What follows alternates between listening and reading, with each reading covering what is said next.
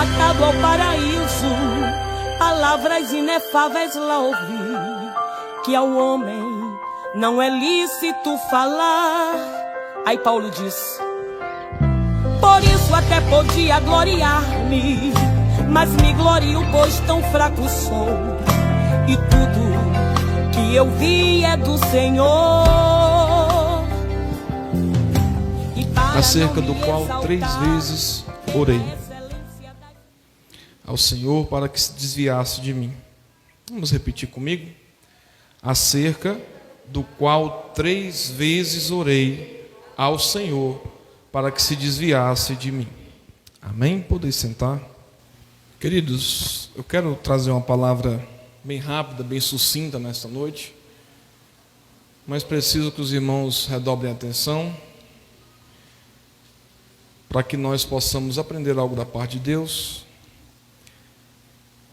Todos, por alguma vez ou por algum momento, já ouviram ou já leram 2 Coríntios capítulo 12, e nós sabemos que aqui é as visões que Paulo tem, e algo que é muito interessante é a questão do espinho na carne.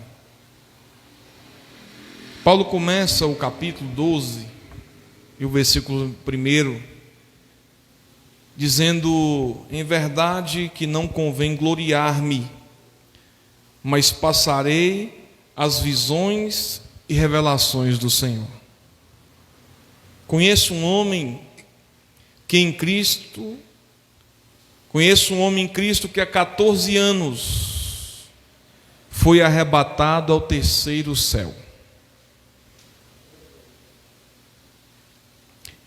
E sei que o tal homem, versículo 4, foi arrebatado ao paraíso e ouviu palavras inefáveis que ao homem não é lícito falar.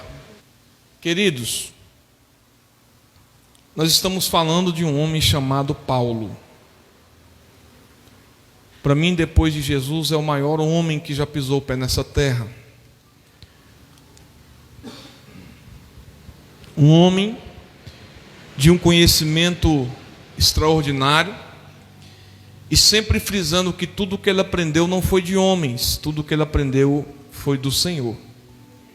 E muitas pessoas têm dificuldade em entender o texto, acham que Paulo foi no paraíso. Não, irmão, Paulo simplesmente teve uma visão, e nessa visão ele foi arrebatado. E nesse arrebatamento, Paulo esteve com o Senhor Jesus. Ele foi arrebatado ao paraíso e ouviu palavras inefáveis.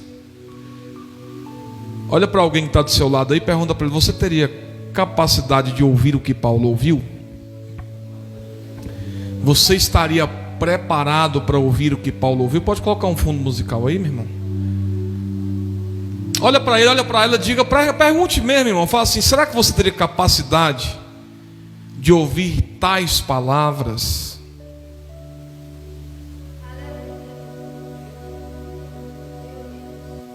Pastor, por que a pergunta?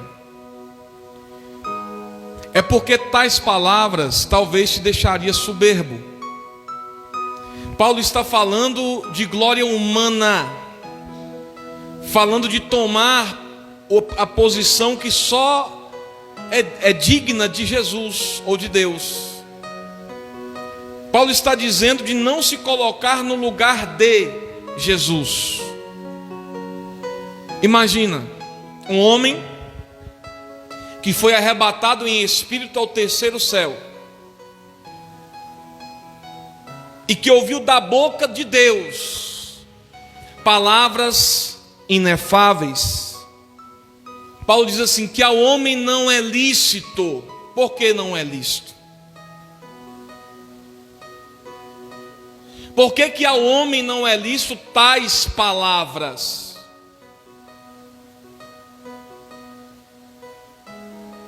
É porque nós não temos capacidade de suportar o peso da glória de Deus em determinados momentos e não reter e ficar com a glória para si. Aqui que está o X da questão. Por que muitas pessoas não são usadas por Deus?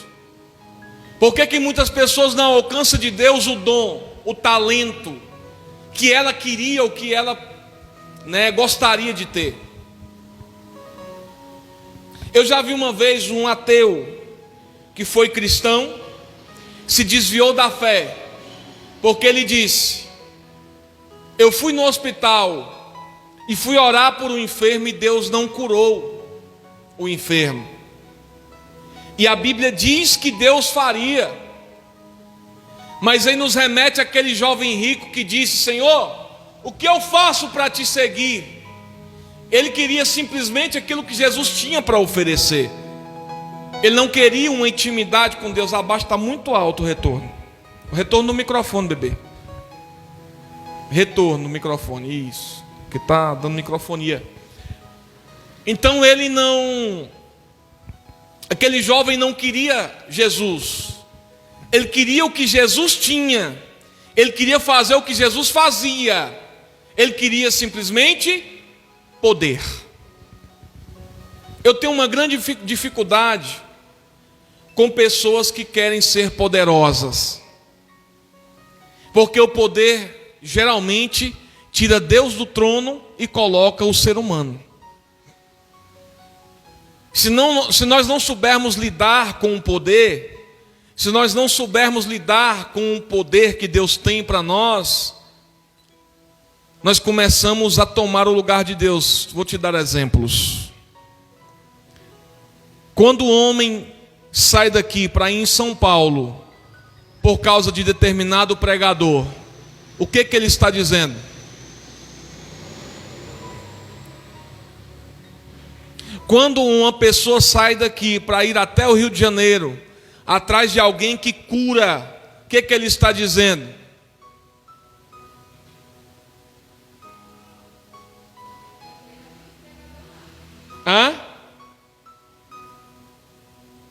Vamos mais, irmão. Vou esclarecer.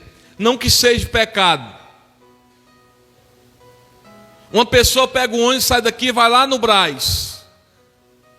Vai lá no Brás e fala assim: eu vou lá porque o apóstolo Valdomiro vai me curar. Essa pessoa está transferindo o poder de Deus para o homem, sim ou não? A culpa é do Valdomiro? Não. A culpa é das pessoas que não têm estrutura para entender o que é Deus. Olhe para alguém que está só, diga para ele: o homem, o ser humano, sempre precisou ver para crer. A fé invisível é uma fé que nós não queremos professar.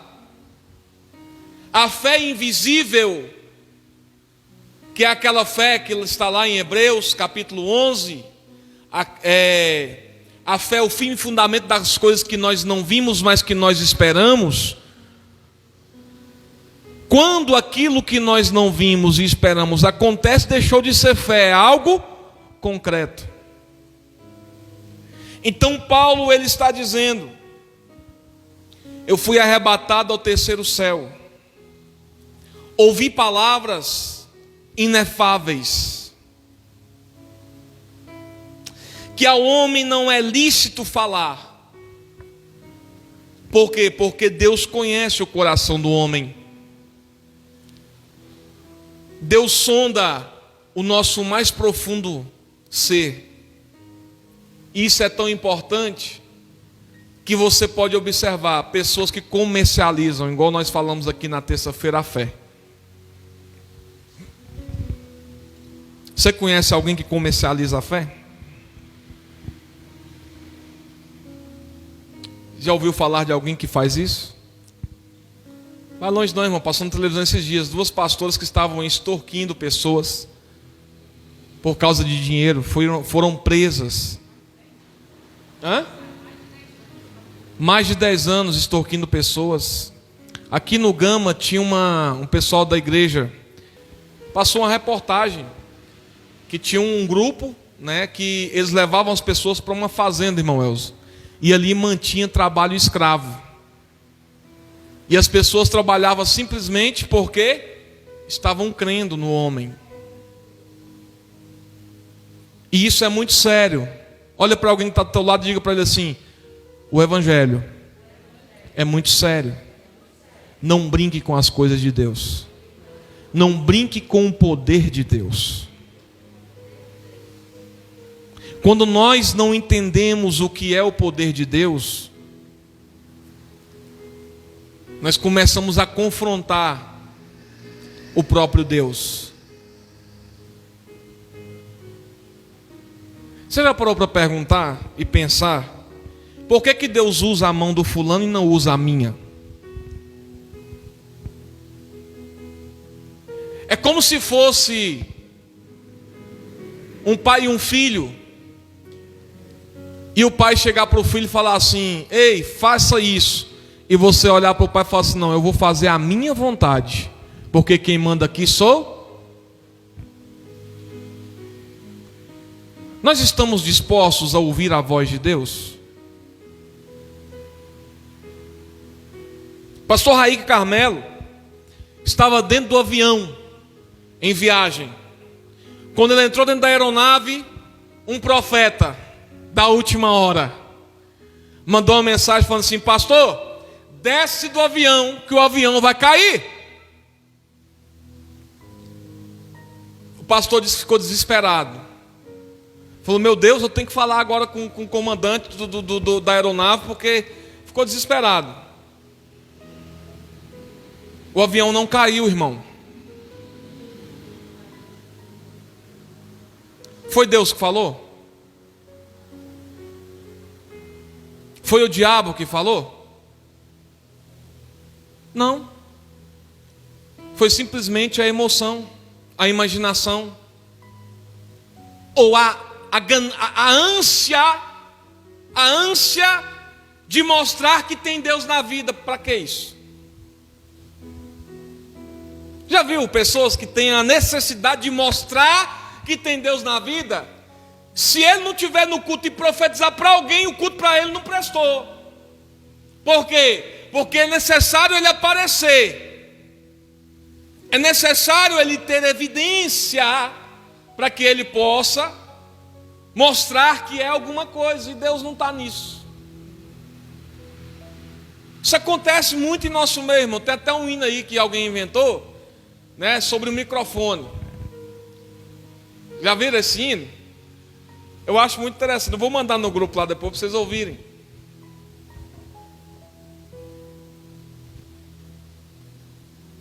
Ei, presta atenção aqui. Você tem que estar pronto e preparado para os momentos que você menos imagina. É quando Deus quer te usar. É nos detalhes mais invisíveis, mais escondidos, mais camuflados que Deus quer te usar. Irmão, se eu pudesse entregar esse microfone para alguém e sentar aí só para ouvir, seria o que eu queria para a minha vida hoje. Sentar para ouvir, sentar para aprender. O que você está comendo hoje, daqui 15 anos, daqui 10 anos, daqui 5 anos, você vai entender o motivo por que você está sendo alimentado agora.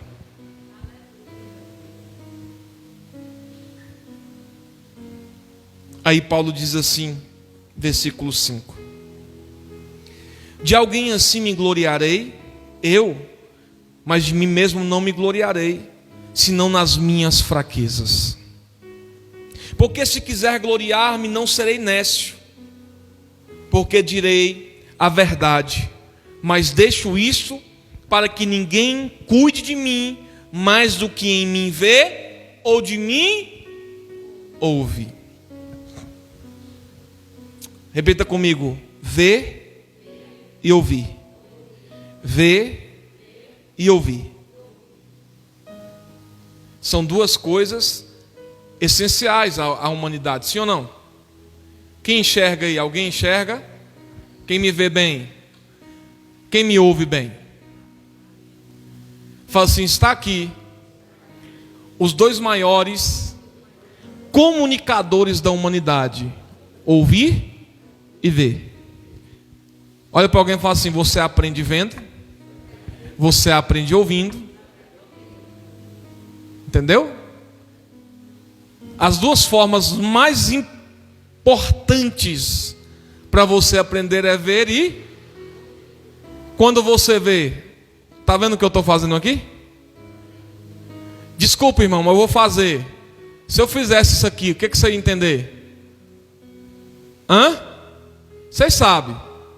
Porque você está vendo. Quando eu faço isso aqui, o que você pensa? Está apontando o? Então tudo que eu vejo me ensina. Se eu vejo alguém caindo, né? Por mais que aquela pessoa esteja sofrendo dor, isso me causa alegria. Sabia disso? Quando eu vejo alguém cair, a primeira reação que eu tenho é depois você vai ver se machucou ou não. É assim que nós fazemos. Então Paulo, ele vai dizer que cuide, que em verdade me deixo isto, para que ninguém cuide de mim mais do que em mim vê, ou de mim ouve. Quem lembra aí, ouviu aquele negócio de dentro do avião? Tá dois cidadãos sentados na frente e uma criança atrás com um aviãozinho na mão. Ele fala assim: mamãe, ó, quebrou a asa do avião. Vocês já viram isso? Tá aí, todo mundo está vendo isso. Eles não estão vendo, mas eles estão. E aí o desespero já tomou conta dos dois. Por quê? Porque muitas vezes nós falamos aquilo que não vemos, e fazemos aquilo que ouvimos. Tem pessoas que chegam e falam assim: não gosto da fulana. Por quê, irmã? Ah, porque ela é muito chata. Ah, irmã, mas só não conhece ela. Ah, mas me disseram.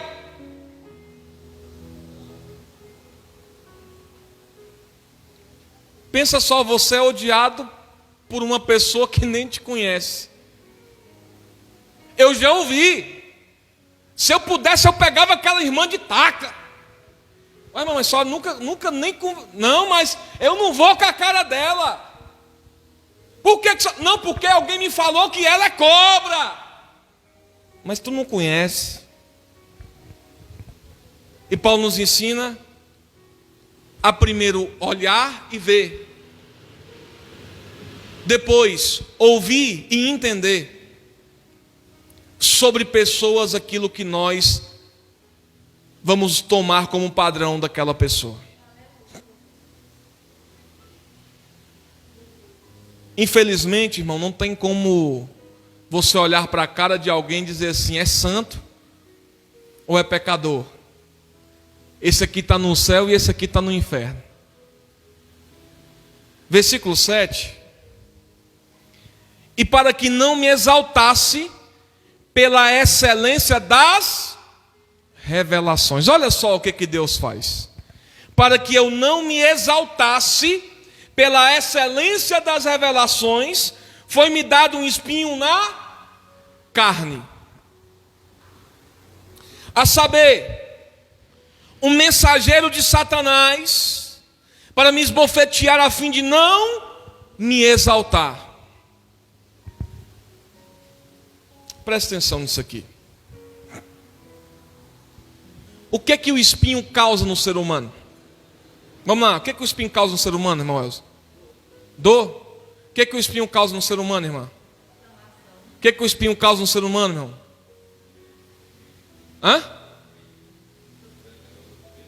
O que é que o espinho causa no ser humano, irmão? Incômodo. Senhor, irmão, o que é que o espinho causa no ser humano?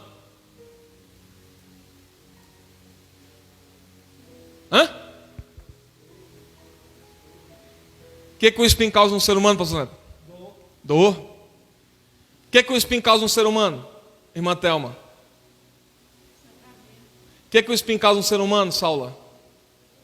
Hã? Senhora, irmã Maria, o que é que o espinho causa no ser humano? Hã? Então vamos lá. Presta atenção, a irmã Rose deu a resposta concreta e exata. O espinho causa incômodo. Por quê? O que é que Paulo está dizendo? Foi colocado em mim um espinho na minha carne. Um mensageiro de Satanás vem esbofetear na minha cara a fim de não me exaltar. Se foi colocado, quando você coloca um espinho e tira, ele dói. Dói, mas não causa mais incômodo. Mas quando eu deixo um corpo estranho, que o espinho é um corpo, vamos lá, irmão, não vamos para o espinho, não, vamos para algo diferente. Quem já teve uma farpinha no dedo, aquelas farpas de madeira? Já teve, pastor Neto? Aquilo te incomoda muito.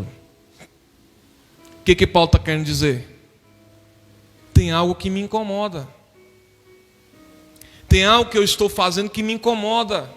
Ele abre um leque espiritual e diz: um mensageiro de Satanás me bate na cara,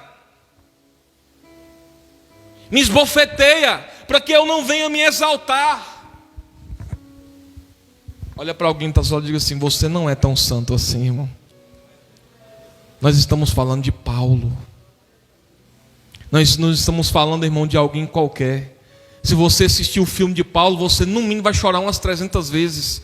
Você vai querer ser mais crente umas 500 vezes. Mas nós estamos falando de Paulo.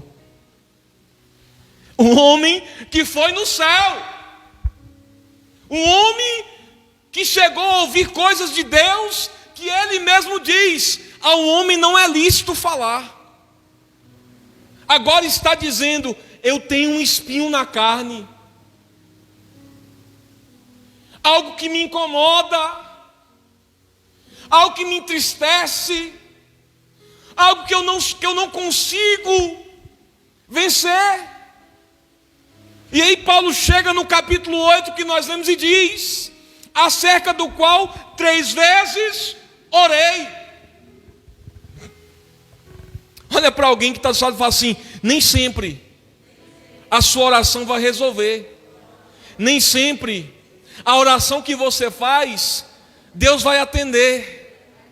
Deus está te ouvindo, Deus está falando, está ouvindo, Deus está vendo, Deus está sentindo, mas não é o que você quer que Ele vai fazer. Ele vai fazer a vontade dEle.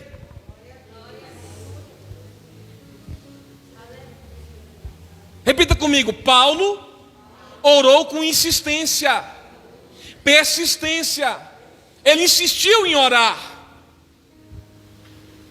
Não foi apenas uma vez, ele orou 3 vezes.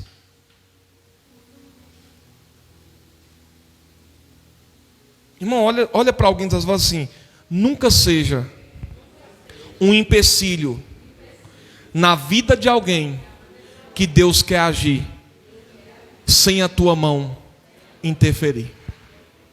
Vou te dar um exemplo do que eu estou dizendo. Eu ouvi há muito tempo atrás, foi aqui no Jardim Gá, assim que eu morava em Lusiânia. Estava numa escola bíblica dominical, na igreja da Madege, ali, pastor Neto. Tem uma igreja da Madege ali, não, perto da Saboricia ali, né, na rua da Saboricia, do lado de cá, descendo. Não tem ali onde é o VaptVupt ali? Do lado de cá, ela fica ali naquela esquina. E aí veio um pregador do Rio de Janeiro. E ele falando, ele disse assim: olha, tinha uma irmã que estava na UTI, no hospital. E aí uma outra irmã do círculo de oração começou a orar.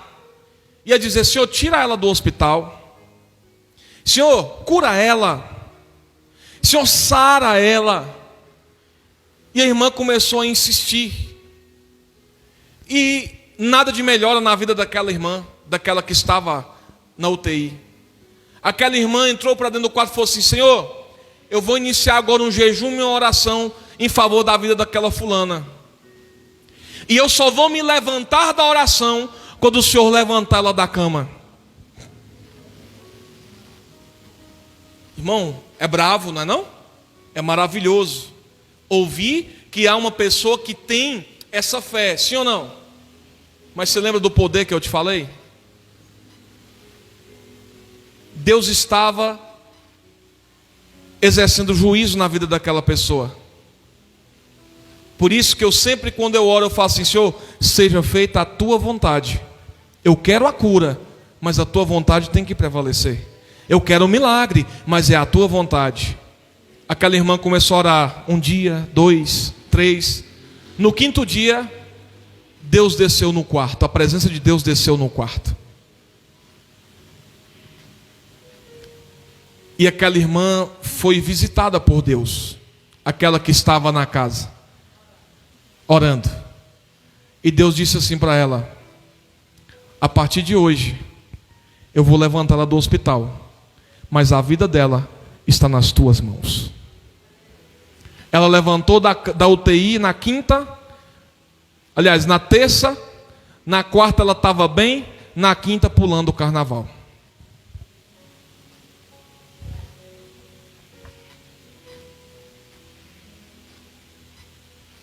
Muitas vezes nós estamos querendo que Deus faça algo na vida de alguém, mas nós não deixamos Deus exercer o juízo. E Paulo, por 3 vezes, orou e obteve uma resposta que eu acho incrível, essa resposta.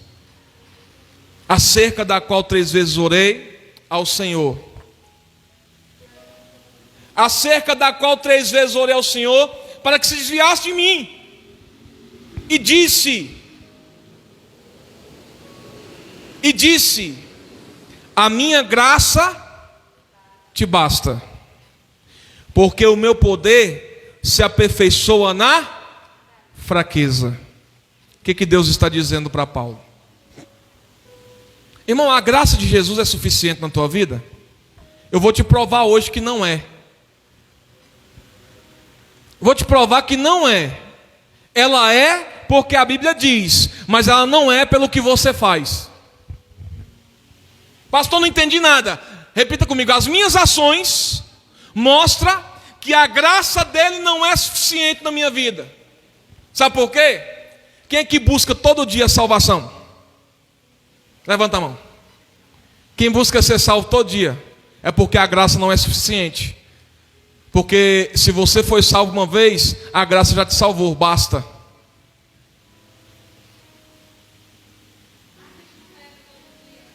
Não, mas aí é diferente. Eu estou falando de salvação. Por exemplo, se eu chego no culto de domingo e só tem crente, eu vou pregar salvação para quê?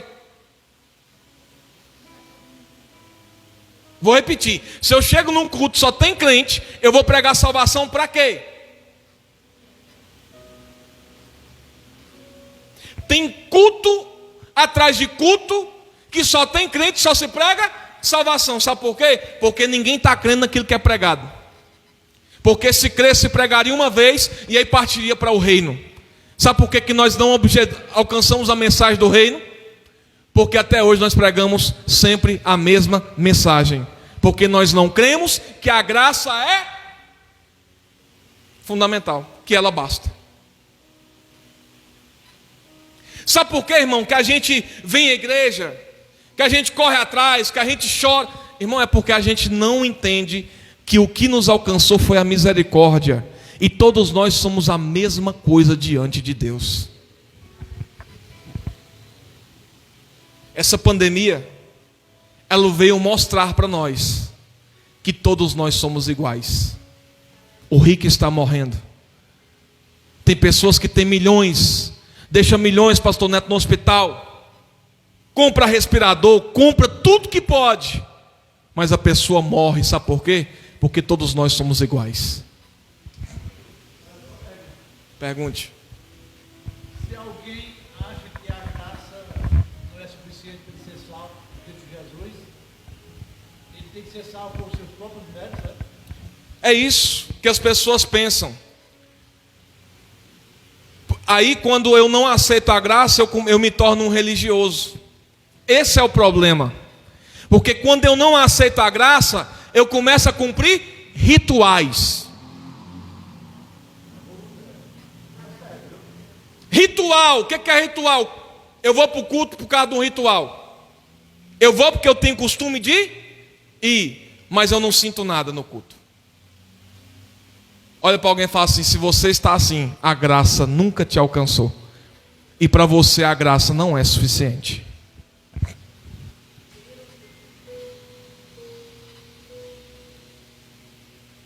Quando você escuta alguém dizer assim: olha, não pode subir de calça no altar. Aí ela chega no dia da ceia e fala assim: eu não vou ceiar hoje, porque eu estou com raiva daquela irmã, eu não consigo perdoar. É porque a graça não é suficiente. Você quer ver uma coisa?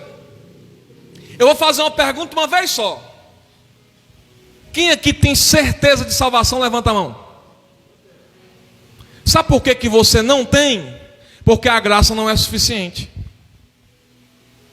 Sabe o que você tem na mente, que você pensa?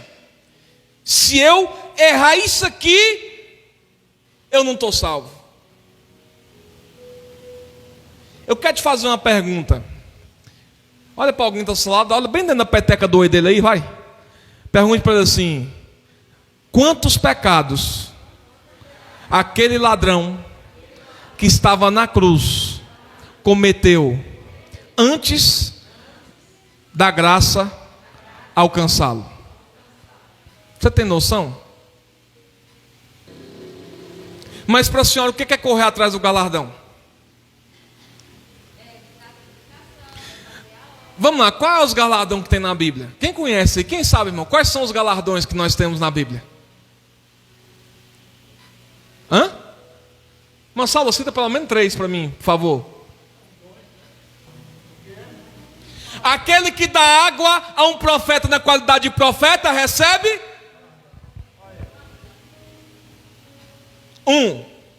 primeiro, galardão é amor. Olha para alguém que está e fala assim: galardão, você quer alcançar galardão? Ame. Se você não aprender a amar, você nunca vai ser galardoado por nada. Sabe por quê? Porque você só é merecedor da glória de Deus, porque Ele te amou e morreu na cruz por você. Quando eu falo de galardão, observa só. Existe o galardão do evangelista. Qual que é o galardão do evangelista? Ir por todo mundo e pregar o evangelho a toda criatura. Por que eu vou pregar a palavra? Eu faço por amor. Eu faço por... Jesus te paga para isso, mas eu amo, eu faço. Jesus te forçou a fazer? Eu amo, eu faço. Tem mais galardão na Bíblia. Existe o galardão que é a coroa da vida. Essa eu posso receber em vida? Não. Só quando eu for arrebatado. Irmão, entenda uma coisa. Abra a Bíblia aí. Eu não ia dar essa pérola para você não, mas vocês estão merecendo. Abra a Bíblia aí. 1 Coríntios, capítulo 3, versículo 2. Diz assim, ó: e se alguém sobre este fundamento formar um edifício de ouro, prata, pedras preciosas, madeira, feno e palha, a obra de cada um se manifestará. Na verdade, o dia a declarará, porque pelo fogo será descoberta. E o fogo provará qual seja a obra de cada um. Se a obra que alguém edificou nessa parte permanecer, esse receberá galardão. Preste atenção. Se a obra que alguém edificou nessa parte permanecer, esse receberá galardão. Se a obra de alguém se queimar, sofrerá detrimento, mas o tal será salvo, todavia como? Pelo fogo. Eu não perco a minha salvação porque eu não tenho um galardão. Eu continuo salvo. Quem crê em Jesus aí? Deus diz assim: se creres serás. Você crê? Então você está salvo, acabou. Não há nada que você possa fazer que possa te tirar do céu. Ah, pastor, está ficando doido? Sim. O único pecado que não tem perdão é o quê? E o que é blasfemar contra o Espírito?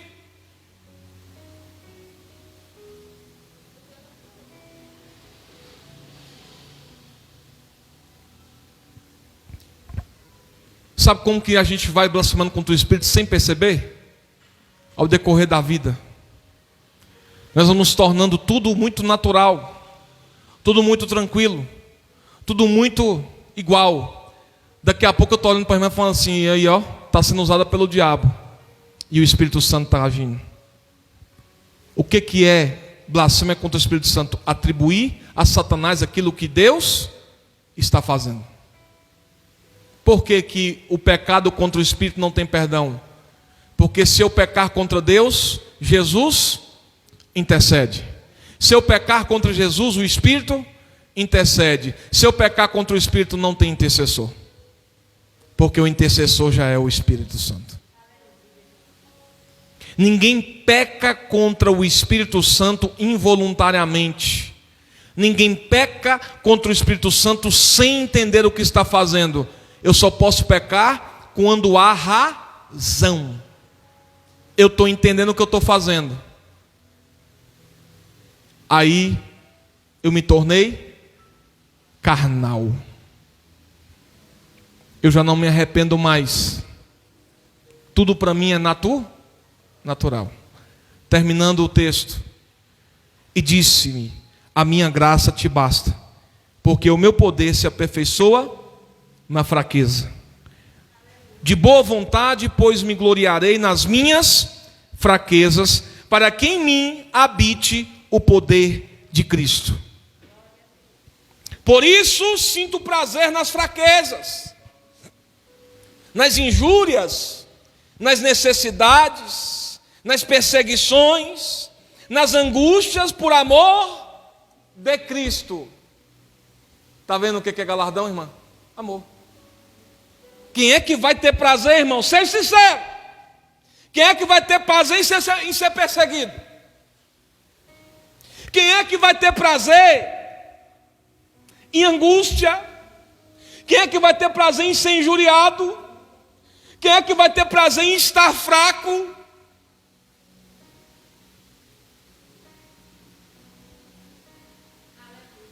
Terminando aqui, olha para o irmão e fala assim: fraqueza aqui é dependência. Porque quando você é fraco, você tem um Deus que é forte. Quando você está fraco, você tem um Deus que é forte. É por isso que a Bíblia diz assim: ajudais os fracos nas suas fraquezas. Vocês que estão fortes. Por quê? Porque a nossa fortaleza é Deus. Quando eu estou fraco, observe o que Paulo diz: porque quando estou fraco, então sou. Fala assim: estar é passageiro. Estar é só uma parada. O meu final não é ser. Eu estou fraco, mas eu sou forte. Eu estou fraco. Fala assim: estar é passageiro. Fala assim: eu estou no deserto, mas o deserto não é a minha habitação. Eu estou morando de aluguel, mas o aluguel não é minha habitação. Eu estou andando a pé. Para você entender o que eu estou dizendo. Eu estou fraco, mas eu sou forte. Deixa a graça te alcançar, irmão. Quando a graça te alcançar, tudo será mais fácil. Você vai olhar para alguém, ele pode estar todo sujo de carrapicho do pecado, que você vai olhar para ele e falar assim: por trás disso, alguém que também merece a graça de Jesus. Procura depois, você que tem internet, e você vai entender o que é amor. A mãe que perdoa o assassino do seu próprio filho. Ela olha para ele e fala assim: olha, você matou meu filho, mas eu te perdoo. Eu só não vou na cadeia te ver, porque eu não posso ir. mas eu vou estar orando por você. Veja isso. Você quer entender o que é ser participante da graça? Entenda o que Jesus falou. Um novo mandamento eu vos dou: amai o teu próximo como a ti mesmo. Eu posso ser crente, irmão, e ter alguém vizinho meu que hoje não comeu e eu comi picanha. Aí eu digo que eu sou crente. Eu posso ser crente e atropelar as pessoas na rua, olhar para elas e não entender que elas são filhas de Jesus. Mas eu chego aqui, oh Jesus, eu quero te abraçar.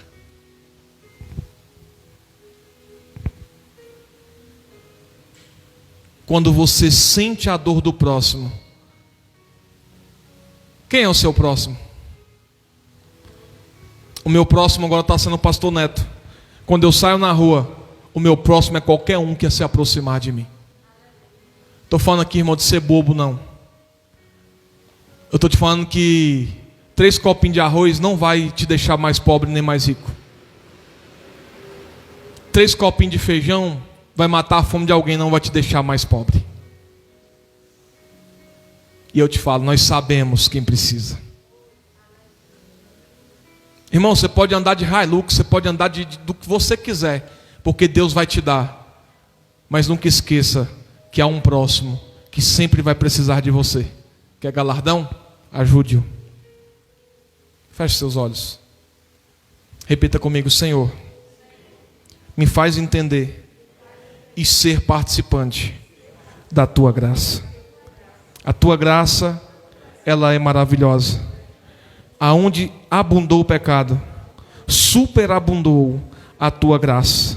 Eu careço, eu preciso, eu necessito, eu sou dependente da tua graça. A tua graça me basta. Se eu estou fraco, a tua graça me basta. Se eu estou sofrendo, a tua graça me basta. Se estou enfermo, Senhor, a tua graça é suficiente. Mas eu tenho certeza que a tua graça, ela jamais vai me abandonar. Oh Jesus de Nazaré, faça com que o teu povo entenda o que é a graça. A graça, Senhor, não pode ser anulada. A graça não pode ser, ó Pai, vilipendiada. A graça tem que ser manifestada, entendida, e que ela possa, ó Pai, alcançar todos aqueles que o Senhor tem para a tua glória. Amém, amém e amém. Eu quero te dizer uma coisa. Você sabia que você foi predestinado à salvação? O que é predestinado, irmão? Fala assim: eu fui escolhido para ser salvo. Aí você fala assim: eu sou melhor que o outro por causa disso? Não, porque não foi só para você, todos foram. E a Bíblia diz assim, presta atenção: quando o último dos gentios adentrar a porta da salvação, na plenitude dos tempos virá o fim. Talvez aquele mendigo que está lá na rua seja o último a entrar na plenitude dos tempos, e a porta se fechará. Existe um número, e esse número está próximo a ser concluído. Quando o último entrar na porta da graça, se encerra o selo, e daí para cá vem a grande tribulação, os 3 anos e meio de falsa paz, 3 anos e meio de grande tribulação e o fim de tudo. Mas entenda uma coisa: só vai acontecer se eu amar e sair e falar de Jesus para alguém. Porque quando o último entrar, pastor, isso está doido? Tem isso na Bíblia? Tem, irmão. Depois você procura. Estenda suas mãos para cá. Que o amor de Deus, a graça de nosso Senhor e Salvador Jesus Cristo, a comunhão e consolação do doce Espírito Santo seja com todo o povo de Deus, todos digam. Está terminado. Salve o seu irmão com a paz do Senhor. Amém? Enquanto a vitória não vem, tem graça. Enquanto esta luta